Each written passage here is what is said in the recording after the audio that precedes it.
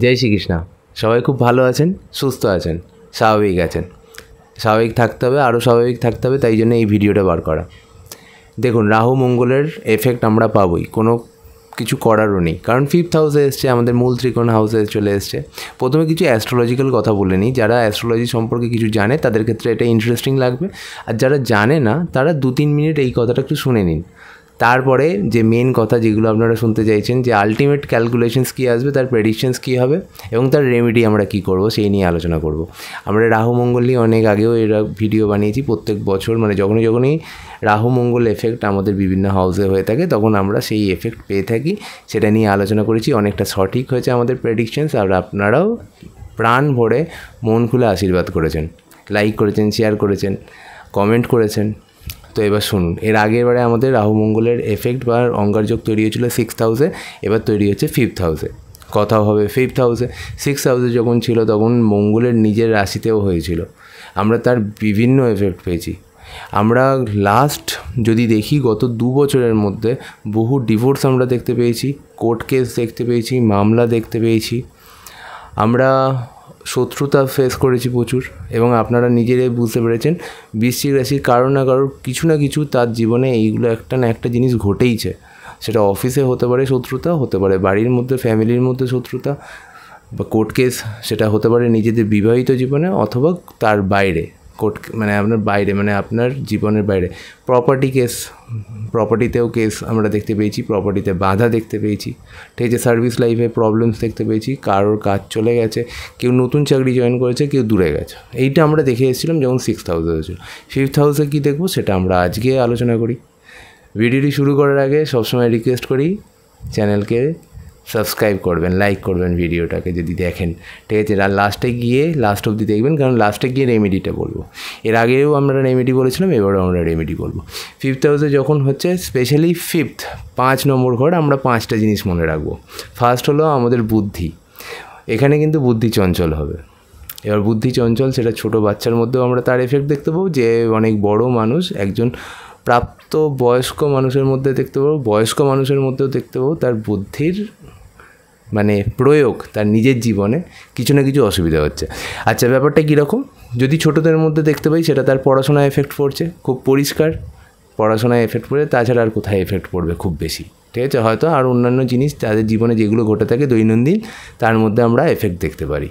এবার প্রাপ্তবয়স্কর মধ্যে অনেক রেসপন্সিবিলিটি থাকে, সেটা তার অফিস হতে পারে, বিজনেস হতে পারে, তার বিবাহিত জীবন হতে পারে, এবং অন্যান্য সব জায়গায় এই বুদ্ধিটাকে অ্যাপ্লাই করতে হবে। রাহু একটা নেগেটিভ, আমরা যদি মানে ধনাত্মক আর ঋণাত্মক হিসেবে যদি ভাবি, তাহলে এটা একটা ঋণাত্মক আধান ধরে নিন, ঠিক আছে। তার মানে আমাদের বুদ্ধি একটু নেগেটিভের দিকে যেতে পারে, সঠিক বুদ্ধি আমরা অ্যাপ্লাই না করতে পারি। আমরা সোজা জিনিসকে বক্রভাবে করতে পারি বা বক্র বুদ্ধি অ্যাপ্লাই করতে পারি, এই হলো পরিষ্কার জিনিস। এবং বক্র বুদ্ধি অ্যাপ্লাই করে আমরা কোনো লাভ পাবো না। তাহলে আমাদের বুদ্ধি সঠিক জায়গায় অ্যাপ্লাই করতে হবে, নাম্বার 1 পয়েন্ট, ঠিক আছে। বয়স্ক মানুষের মধ্যেও সেই বুদ্ধির অ্যাপ্লিকেশনস ভুল জায়গায় দেখতে পেতে পারি। এবার ধরুন ছোটোখাটো জিনিসে আপনি পরিবারের মধ্যে করলেন, তাহলে অশান্তি হবে, বাইরে করলে বিপদে পড়বেন। এই হলো number 1 point. 5th house second আধান, সেটা হলো পড়াশোনা, যেটা আমরা কাদের মধ্যে দেখতে পারি? 23, 24, 25, 26, ম্যাক্সিমাম হয়তো 30 যারা পিএইচডি করছে বা আরও হায়ার স্টাডিজ অন্য কিছু করছে। এখন তো অনেক ধরনের স্কিল ওরিয়েন্টেড পড়াশোনা তৈরি হয়ে গেছে। তাহলে পড়াশোনার মধ্যে তার এফেক্ট দেখতে পাবো। কীরকম? চাঞ্চল্যতা, সেখানে অস্থিরমতি, সিলি মিস্টেক। পরীক্ষা এই সময় থাকলে বুঝে শুনে পরীক্ষা দিতে হবে। এই সময় পরীক্ষা স্পেশালি যেগুলো থাকে, সাধারণত ধরে রাখি যে মে মাসে স্কুল ছুটি, exam almost done. Competitive exam থাকবে, মার্চ আপনাদের 6th হাউসের মালিক, তাহলে কিন্তু কম্পিটিটিভ এক্সামে ভুল হওয়ার চান্সেস বেশি। বা আপনি আগে কোনো কম্পিটিটিভ এক্সাম দিয়েছেন, তার রেজাল্টে একটু আপস অ্যান্ড ডাউনস আপনি ফেস করতে পারেন, ঠিক আছে। সেখানে আপনি বুঝতে পেরেছেন যে আপনার রেজাল্ট কী হতে পারে বা হবে। নেক্সট 3rd পয়েন্ট, সেটা হলো স্কিল। আজকের দিনে স্কিল খুব ইম্পর্টেন্ট। যারা চাকরি করেন, বিজনেসেও স্কিল খুব ইম্পর্টেন্ট। আজকের বিজনেসও খুব কম্পিটিটিভ হয়ে গেছে, আধুনিক হয়ে গেছে, তো বিজনেসেও স্কিল খুব ইম্পর্টেন্ট। তাহলে স্কিল, আমাদের এই স্কিল ওরিয়েন্টেড, ধরুন কেউ একটা কোর্স করতে স্টার্ট করে দিল, সেই কোর্সটা কাজে লাগবে কি লাগবে না সেটা আপনার বিবেচনা করা উচিত। আর যে স্কিল অলরেডি আপনার আছে সেটা সঠিক জায়গায় অ্যাপ্লাই করতে হবে। এই দুটো যদি আপনি না করেন, যদি আপনি ভুল কোর্সে ভর্তি হয়ে যান, টাকা নষ্ট, সময় নষ্ট। যদি আপনি সঠিক জায়গায় আপনার স্কিল অ্যাপ্লাই না করেন, ভুল জায়গায় অ্যাপ্লাই করেন, তাহলে কী হবে, আপনার স্কিল নষ্ট এবং তার সঙ্গে সঙ্গে আপনার যে রিওয়ার্ড আসার ছিল সেটা আসবে না। 4 নম্বর আধান, এইখানে প্রারব্ধ কর্মা বা হলো ধরে নিন আগে যে ভালো কাজ করেছেন তার জন্য যে ভাগ্যের স্বাদ পাওয়া, সেটা আমরা বোঝাই। তাহলে সেখানে কি হবে, সেখানে সৌভাগ্যের জায়গায় দুর্ভাগ্যও আসতে পারে। ফলে হলো এটা কখন আসবে, আগে যদি কোনো পুরনো কর্মা যদি আপনার কোনো খারাপ থাকে তাহলে সেটা কিন্তু হিটব্যাক করার চান্সেস খুব বেশি, বা বর্তমানে যদি আপনি কোনো ভুল কাজ করে থাকেন তাহলে তার কর্মার এফেক্ট কিন্তু সঠিক নাও পেতে পারেন। তাহলে এই সময় বুঝে শুনে আমাকে, ওই জন্যই বললাম যে বুদ্ধি, ফার্স্ট পয়েন্ট যেটা ছিল, বেসিক পিলার যেটা ছিল, সেটাকে আমাকে অ্যাপ্লাই করতে হবে। কোন কাজ করব, কোন কাজ করব না, কোন বিবেচনা বুদ্ধি দিয়ে কোন জায়গায় এগোবো সেটা দেখতে হবে। ঠিক আছে, এবার আমরা কোন জায়গায় যাচ্ছি, আমাদের লাস্ট পয়েন্ট যদি 5th হাউস হিসেবে ধরি, সেটা হলো লাস্টের পরে আরেকটা পয়েন্ট থাকবে, সেটা হলো প্রেমজ জীবন। 5th পয়েন্টে যে এইখানে বলছি, যদি আপনার প্রেমজ জীবনে কোনো প্রবলেমস থাকে, ভালো করে শুনে নিন, কেন আমি এটা ভালো করে শুনতে বলছি। দেখুন, সবার প্রেমজ জীবনে হঠাৎ করে প্রবলেমস চলছে এটা নয়, যাদের চলছে তারা সাবধানে থাকুন। ঠিক আছে, এবার এর আরেকটা স্টেপ দেখুন, যাদের আসতে পারে, তার মানে কি যাদের ঠিকঠাক চলছিল তাহলে তাদের জীবনে প্রবলেমস আসতে পারে, তাহলে আপনাকে সিকিওর থাকতে হবে, সাবধানে থাকতে হবে। ঠিক আছে, থার্ড, যাদের জীবনে কোনো প্রেমজ রিলেশনস নেই, এবার তারা কোনো রিলেশনে আসতে পারে, কিন্তু সেখানে সঠিক সম্পর্ক এই সময় যদি আসে সঠিক সম্পর্ক আসবে না।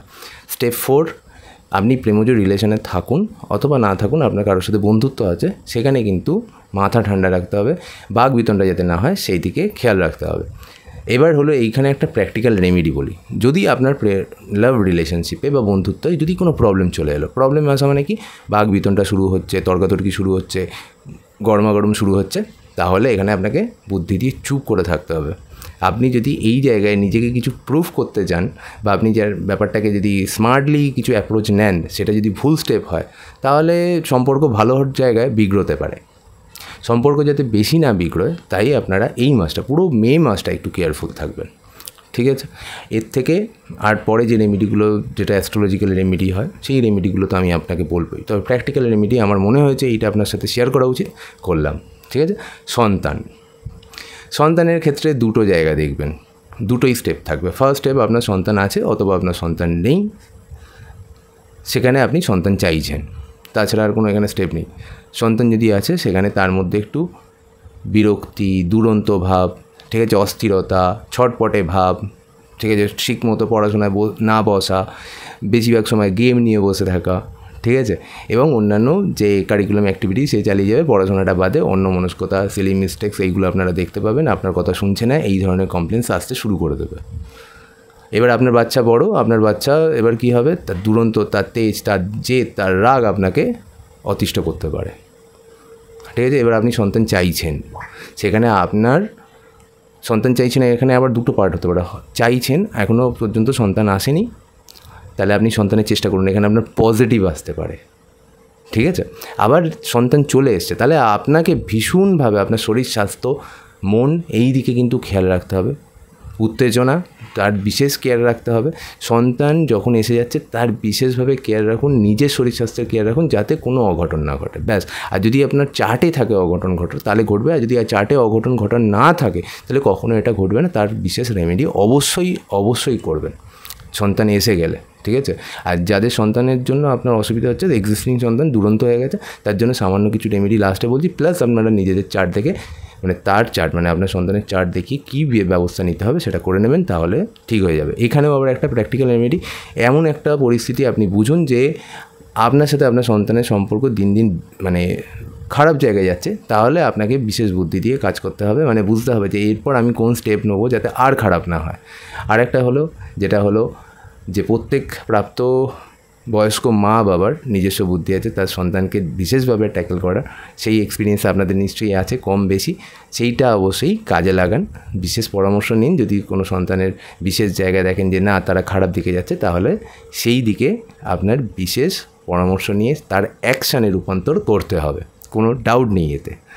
আচ্ছা, তাহলে 5th হাউস সম্পর্কে আমরা অনেকটাই বলে নিলাম। এইবার কি লাস্ট ইয়ার যে প্রবলেমসগুলো আমরা ফেস করেছিলাম, যেরকম কোর্ট কেস হতে পারে, নাম্বার 1, নাম্বার 2 হলো শত্রুতা, নাম্বার 3 শরীর স্বাস্থ্যের প্রবলেম, নাম্বার 4 পেটের ইস্যু, নাম্বার 5 ঠান্ডা লাগার প্রবলেমস, নাম্বার 6 সার্ভিস ওরিয়েন্টেড কোনো জায়গায় প্রবলেম হচ্ছে, তাহলে সেইগুলো কিন্তু আবার একটু রিপিট হতে পারে। এই সময়টা জাস্ট একটু ট্রিগার করতে পারে। আপনার কোনো কোর্ট কেস চলে আসছে, যেটা হয়তো আগের বছর থেকে শুরু হয়েছিল বা 1.5 বছর ধরে চলে আসছে, সেই কোর্ট কেস সম্পর্কে একটু সাবধান থাকতে হবে। শত্রুতা যেই জায়গায় করছিল হয়তো এই মাসটা একটু অসুবিধা করতে পারে, তবে আমি একটা কথা বলতে পারি, কোর্ট কেস, শত্রুতা এই জায়গায় কিন্তু অনেকে ফলাফলের একটা জায়গা, মানে আপনি বুঝে যাবেন যে এর রেজাল্ট কী হবে, ভালো না খারাপ, সেটা আপনি বুঝতে পেরে যাবেন। সার্ভিস ওরিয়েন্টেড জায়গায় অনেকের কোর্ট কেস স্টার্ট হয়ে গেছিলো, মানে যারা যেখানে সার্ভিস করছিল সেটা সরকারি বা বেসরকারি, সেখানেও কিন্তু কোর্ট কেস স্টার্ট হয়ে গেছিলো, তাহলে সেখানেও আপনারা ভালো বা মন্দ কিছু একটা হবে সেটার একটা আইডিয়া আপনি পেয়ে যাবেন। লাস্ট পয়েন্ট যেটা হলো, মঙ্গল আমাদের ফার্স্ট হাউসের মালিক। ফার্স্ট হাউস আমাদের কনফিডেন্স বোঝায়, তো কনফিডেন্সের যে রাহু কী করে, যে কোনো জিনিসকে অ্যাম্পলিফাই করে দেয়, মানে বাড়িয়ে দেয়। ফলে হলো আপনাকে দেখতে হবে যেটা আপনার ওভার কনফিডেন্ট হয়ে যাচ্ছে না, তো আপনি ডিসিশন নিতে ভুল করছেন না, তো শরীর স্বাস্থ্য আপনার ঠিক আছে, এইগুলোও কিন্তু বিশেষভাবে দেখা উচিত।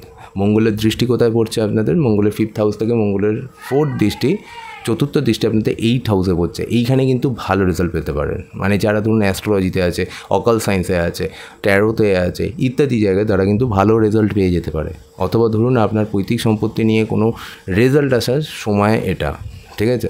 আবার এর 7th দৃষ্টি, ঠিক আছে, 11th হাউসে পড়ছে, ঠিক আছে। এই জায়গাটা আপনি আবার ডমিনেট করবেন এবং ওখানে কেতুও বসে আছে, ফলে আপনি আর্থিক জায়গা থেকে, যেমন সাট্টা, জুয়া, লটারি, ইনভেস্টমেন্ট, মানে specially mutual fund, share market ইত্যাদি জায়গায় ইনভেস্টমেন্ট বুঝে শুনে করুন, ঠিক আছে।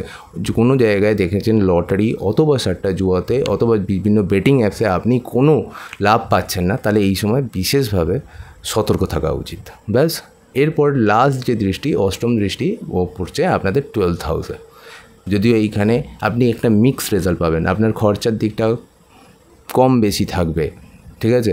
আপনি এই সময় যদি ট্রাভেল কোথাও করেন তাহলে একটু বুঝে শুনে করবেন, ট্রাভেলে বাধা আসতে পারে, ডিলে হতে পারে, অথবা সেখানে একটু অসুবিধা আপনি ফেস করতে পারেন, স্পেশালি বিদেশ বা দূর যাত্রায়, মানে আপনি এক রাজ্য থেকে অনেক দূরে যাচ্ছেন, ধরুন সাপোজ কেরল, মহারাষ্ট্র, অনেক দূরে যাচ্ছেন, তাহলে সেই জায়গায় আপনাকে বিশেষভাবে সচেতন থাকতে হবে। আর এক্সাম্পল দিলাম না, মোট কথা ট্রাভেল চলাকালীন স্পেশালি বিদেশ বা অনেক দূরে যদি পাড়ি দেন তাহলে আপনাকে কেয়ারফুল থাকতে হবে। আপনি যদি ইম্পোর্ট এক্সপোর্টের বিজনেস করেন তাহলে একটু কেয়ারফুল থাকতে হবে, বুঝে শুনে বিজনেস করবেন। তবে এই জায়গায় আমি বললাম মিক্সড রেজাল্ট পাবেন, এই রেজাল্ট কিন্তু দেখতে হবে আপনার চার্ট অনুযায়ী, ঠিক আছে। আর যেটা হলো কোনো লস, ক্ষতি, এই ব্যাপারেও কিন্তু একটু সতর্ক থাকলে ভালো। কোনো জায়গায় ওই জন্য বললাম যে 11th হাউসের যে রেজাল্ট, যেটাখানে আপনি ইনভেস্ট করেন, নিবেশ করেন যেসব জায়গায়, সেটা সেই জায়গাগুলো কিন্তু অ্যাকচুয়ালি রিস্কি জায়গা। এই রিস্কি বন্ড বা রিস্কি কোনো ফান্ডে নিবেশ করা, কাউকে টাকা ধার দেওয়া ইত্যাদি ক্ষেত্রে। চলুন এবার রেমেডি পার্টে আসি। রেমেডি পার্টে কী ধরনের রেমেডি করবেন? রেমেডি অনেক ধরনের হয়। যদি শুরু করি মন্ত্র দিয়ে, ওং ক্রাং ক্রিং ক্রোং শ ভূমায় নামা, এই মন্ত্রটি আপনি 108 বার উচ্চারণ করতে পারেন প্রতিদিন। একটি ধ্যানে বসে 108 বার কমপ্লিট করুন এটা। দ্বিতীয় হলো উপবাস রাখুন, মঙ্গলবার উপবাস রাখুন এই সময়, সেটা আপনার জন্য ভালো হবে। থার্ড, মন্দিরে যে কাজটি করতে হবে, যে উপায়টি করতে হবে, সেটি হলো একটি নারকোল নিয়ে যান, নারকোলটি মন্দিরে গিয়ে আপনি ফাটান অথবা পুরোহিতকে দিয়ে ফাটান এবং হনুমানজিকে আপনি পুজো দিন। কালীকেও পুজো দিতে পারেন এক্ষেত্রে সেক্ষেত্রেও আপনার উপকার হবে। এছাড়া আর একটি আপনি করতে পারেন, যেটা হলো কার্তিকেয়া, যে ঠাকুর আছে, যে দেবতা আছে, তাকে কিন্তু আপনি পুজো করতে পারেন, তাকে তার মন্ত্র আপনি উচ্চারণ করতে পারেন, তাহলেও কিন্তু আপনার উপকার হবে। এইভাবে রেমেডিকেও আপনি ইউজ করতে পারেন এবং করে দেখবেন আপনার অনেক বিপদ থেকে বা যেগুলো আপনার হওয়ার ছিল, যে প্রবলেমসগুলো, তার সীমা কমবে। অর্থাৎ কি, যতটা হওয়ার কথা ছিল বা যতটা তার এফেক্ট, ব্যাড এফেক্ট হওয়ার কথা ছিল, সেটা অবশ্যই কমবে। কিছু মানুষ তার ব্যাড এফেক্ট থেকে বেঁচেও যাবেন। সবাই খুব ভালো থাকবেন, চ্যানেলটি সাবস্ক্রাইব করবেন, লাইক করবেন, সুস্থ থাকবেন এই গরমে। এবং যারা মনে করছেন আমাদের সাথে দেখা করবেন, উপরে দেওয়া আছে নাম্বার, চেম্বারের অ্যাড্রেস আছে গড়িয়াহাট, বড়নগর এবং শিয়ালদা, অবশ্যই আসবেন। জয় শ্রীকৃষ্ণ।